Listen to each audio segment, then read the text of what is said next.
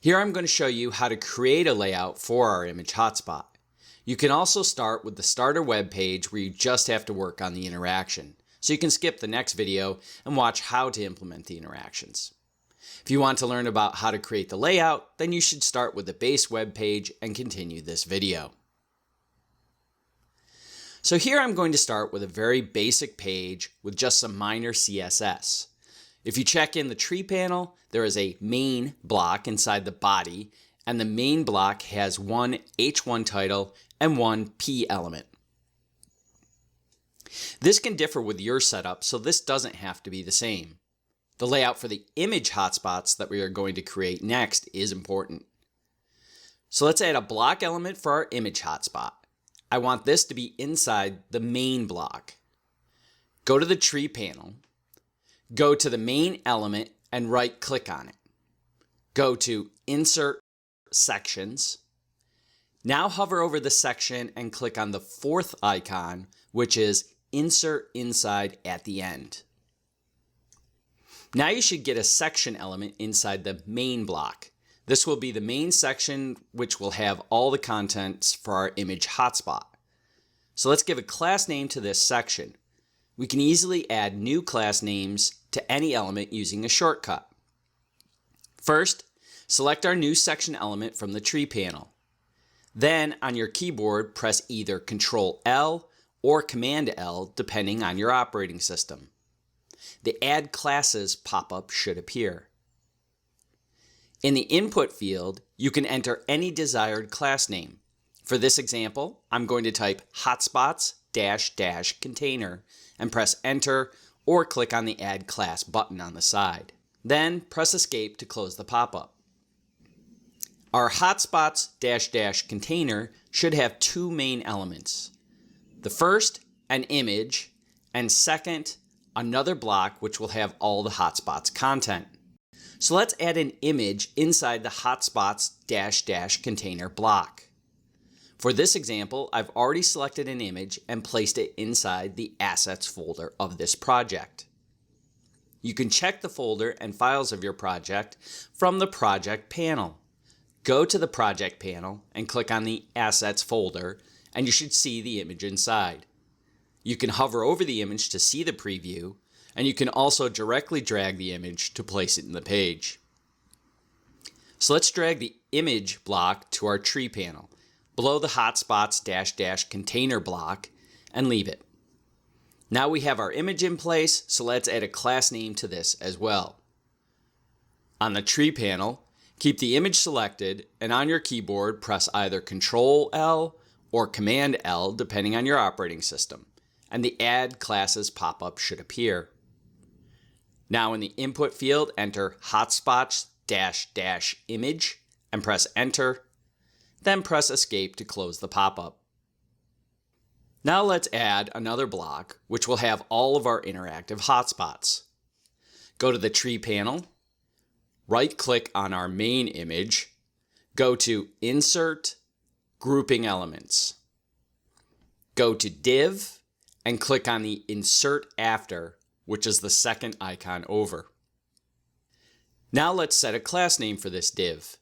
First, click on the new div block and press Ctrl-L or Command-L. The Add Classes pop-up should appear. In the input field, enter hotspots -- main and press enter. Then you can press escape to close the pop-up. We'll add the hotspots elements later to this block, but first let's apply some CSS to these elements we just created. In the tree panel, click on hotspots -- container block and then go to the style panel. There are different ways we can apply CSS to a class. One way is to enter the class name in the input field. Type .hotspots -- container and click on Create. You can also check the circular target indicator, which will be green if the selected element has the same class. Press Enter and you should see the .hotspots -- container added below. Now let's add position relative to this block, as our child element should be based on the area of this block. On the Style panel, go to the Visual Editor panel. Scroll to Position section. For position, select Relative. Now let's add CSS to the image. Select the image from the Tree panel. Go to the Style panel. Instead of typing the class name, you can simply click on it. Check below the input field where it's written Classes Without Rules Hotspot -- image. Click on the Hotspot -- image and the Create New CSS Rule pop-up should appear where the class name is already entered. You can change the media query and style sheet value as required, but for this one you can leave it at default. Now click on Create. You can see the Hotspots -- image added below, and we can start adding CSS now. In the Style panel, go to the Visual Editor panel. For width, enter 100%. Go to Display and select Block. Next, I'm going to add CSS to Hotspots -- main. On the Tree panel, click on the Hotspots -- main block and go to the Style panel. Click on Hotspots -- main where it's written Classes Without Rules Hotspots -- main, and on the pop-up, click Create. The concept for the Hotspots -- main section is that it should cover the whole area of the image. This way we can map our hotspots over the top of the image. Let's add CSS from the Visual Editor. On the Style panel, go to the Visual Editor panel, scroll to the Position section. For position, select Absolute. Above the Position field is where we can add values for the top, bottom, left, and right positioning. First, click on the equal sign at the center, as we are going to add the same value to all of them. Enter 0 for any of the 4 inputs. Next, for z-index, enter 9999. Now scroll to the Font Text section, and on the size field, enter 1.15 VW. Our Hotspots -- main section is now done, so let's start adding hotspot blocks to it. First, we need to create one hotspot, and then we can duplicate it and change some properties. On the Tree panel, go to Hotspots -- main and right-click on it. Go to Insert, Grouping Elements. Now hover over Div and click on the third icon, which is Insert Inside on the top. Now click on the new Div element and press either Ctrl-L or Command-L, and the Add Classes pop-up should appear. I'm going to add 2 class names here as there will be multiple hotspots. Type in Hotspot and press Enter. Next, type Hotspot -- 1 and press Enter. Press Escape to close the pop-up. We'll add CSS later, so for now, let's add a button and a content block. On the Tree panel, go to the same Hotspots block and right-click on it. Go to Insert, Forms.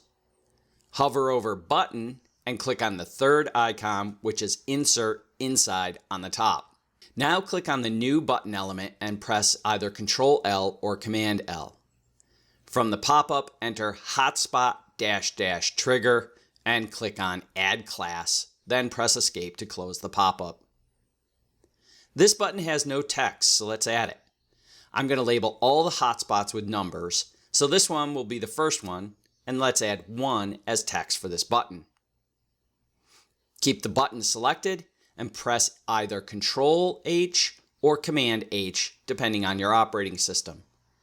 A pop-up should appear with the HTML code of the button, so let's type 1 inside the button. Close the pop-up when you're done. Now let's add another div block for the Hotspots content. Go to the Tree panel, right-click on the button we just created. Go to Insert, Grouping Elements.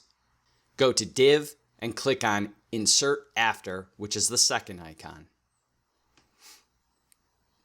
Now click on the new div element and press either Ctrl L or Command L. In the input field for the Add Classes pop-up, enter Hotspot -- content and press Enter. Press Escape to close the pop-up. So the Hotspot -- content block is where you should add your content. You can add any content, text, or link. For this one, I'm going to add a header text and a P element. On the tree panel, right-click on the Hotspot -- content block. Go to Insert, Sections. Now hover over the H3 and click on the third icon, which is Insert Inside on the top. For the title text, I'm going to type the name of the location on the map. So for the first one, I'm going to name it Bar. To edit this H3 element, select the H3 and press either Ctrl H or Command H. The Edit Code pop-up should appear. Replace the text inside the H3 with Bar and press Escape to close the pop-up. Now let's add a P element as well. On the tree panel, right-click on Hotspot -- content. Go to Insert, Grouping Elements. Now hover over the P and click on the fourth icon, which is Insert Inside at the end. We should enter the text describing the area within the P element, but for now, I'm just going to put some random text.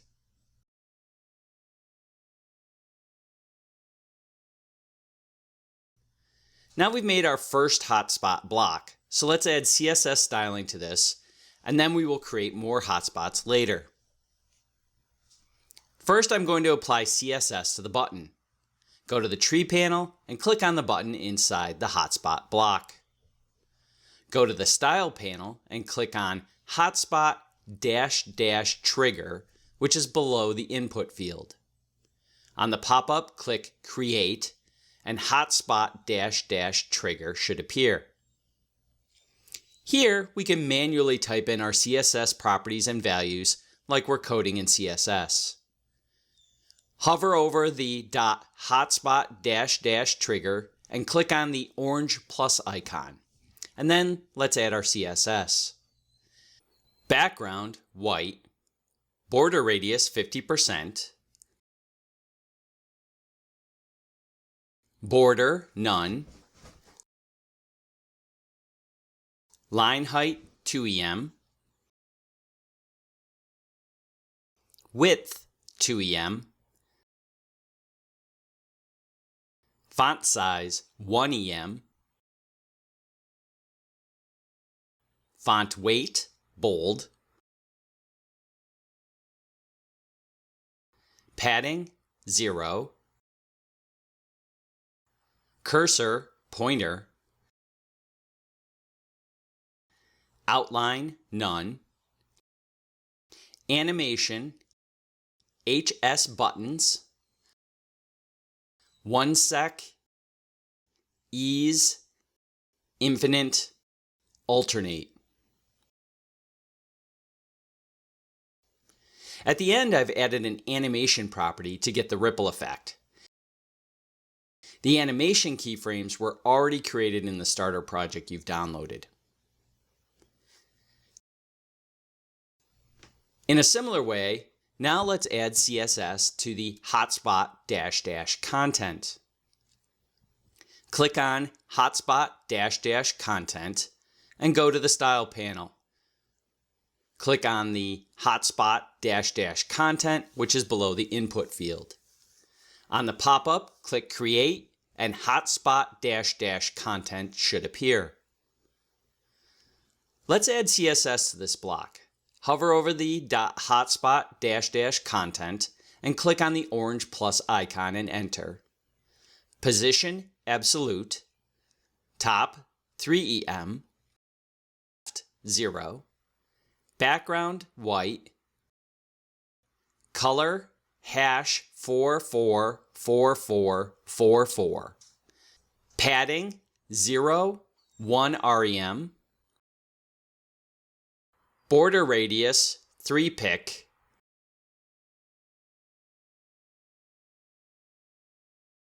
min width 150 pix,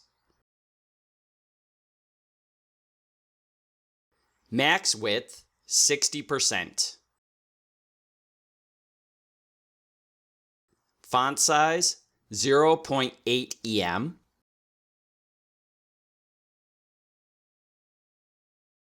z-index 999. Now let's add CSS to our main hotspot block. On the tree panel, click on the .hotspot block and then go to the style panel. Check below the input field where it says classes without rules hotspot hotspot-1. Click on the hotspot and a pop-up should appear. Then click on create. Now go to the visual editor panel and for position select absolute. Now let's create styling for hotspot-1. On the style panel, below the input field, click on hotspot-1 and on the pop-up, click create. This is where we are going to position our hotspots. Our .hotspot class already has position absolute. Now hotspot-1 will have position properties. Similarly, hotspot-2 will have different position properties. We've already selected hotspot-1 in the style panel, so let's go to the visual editor and add top and left position. Go to the position section. For top, enter 8%. For left, enter 25%. You can play with these values and place the hotspots where you need. Now we've created and placed our first hotspot block. To create multiple hotspots, we just need to duplicate this one and edit the position properties. Let's add 3 more hotspots. Click on the hotspot block and press Ctrl D or Command D, depending on your operating system, to duplicate this block. Duplicate it 3 times. Now let's edit these 3 new hotspots. On the tree panel, click on the second hotspot block and press either Ctrl H or Command H. The edit code pop-up should appear. Let's change hotspot-1 class name to hotspot-2. Change the button text to 2. Change the H3 text to pool. You can change the P text as well, but I'm going to leave it for now. Now close the pop-up when you're done. To position this hotspot, let's add CSS for hotspot-2. Keep hotspot-2 selected and go to the style panel. Click on hotspot-2, which is below the input field. On the pop-up, click create and hotspot-2 should appear. Now go to the visual editor and scroll to the position properties. For top, enter 50%. For left, enter 40%. Now our second hotspot is done. Let's do the same with the other 2. On the tree panel, click on the third hotspot block and press Ctrl H or Command H. From the edit code pop-up, change hotspot-1 to hotspot-3. Change the button text to 3. Change the H3 text to parking. Press Escape to close the pop-up when you're done. To position this hotspot, we'll add CSS rules. Keep hotspot-3 selected and go to the style panel. Click on hotspot-3, which is below the input field. On the pop-up, click create and hotspot-3 should appear. Now go to the visual editor and position properties. For top, enter 40%, and for left, enter 60%. Now, one last hotspot is left. Once again, on the tree panel, click on the fourth hotspot block and press Ctrl H or Command H. In the edit code pop-up, change hotspot-1 to hotspot-4. Change the button text to 4. Change the H3 text to reception. Press Escape to close the pop-up. To position, keep Hotspot --4 selected and go to the Style panel. Click on Hotspot --4 below the input field. On the pop-up, click Create and Hotspot --4 should appear. Now go to the Visual Editor and the Position Properties section. For top, enter 70%. For left, enter 85%. Now we've done all the hotspots, but if you check our last hotspot, the content block can stick a little out if the width gets longer.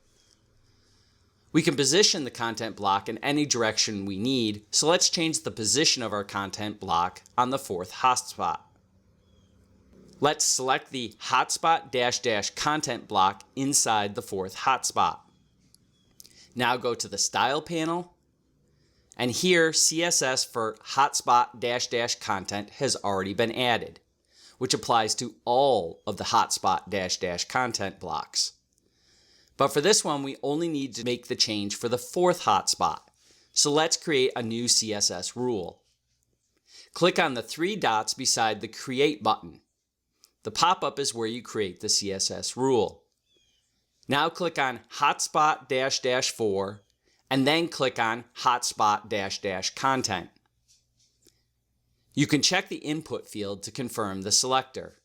You can also check the circular target indicator, which should turn green because our selected element should now match. Now click on Create. Now go to the Visual Editor. Go to the Position section. For left, enter Unset, and on right, enter 0. This way the content block of our fourth hotspot will face away from the right. Now we've completed our setup for the image hotspots. The only thing left is to add interactions.